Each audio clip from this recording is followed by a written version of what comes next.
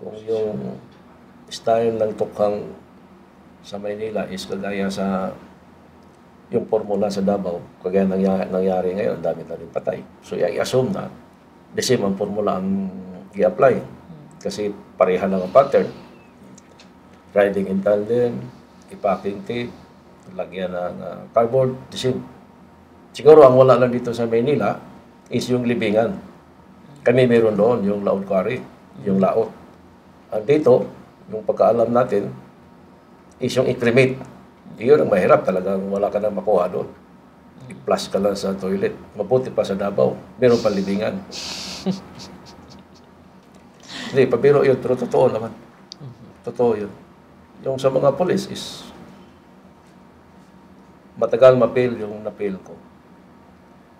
You will suffer na hindi mo ma-explain kung bakit parang wala kang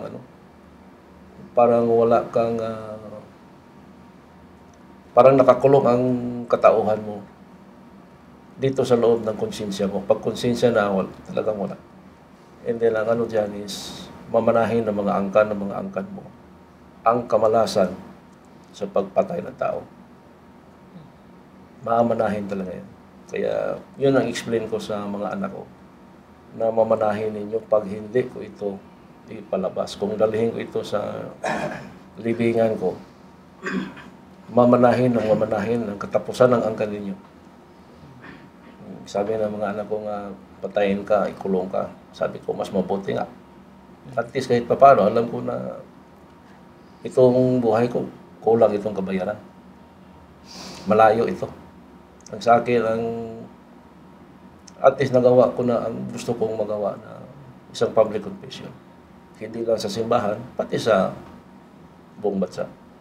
Ano man ang tawag nila sa akin, tanggap ko lahat.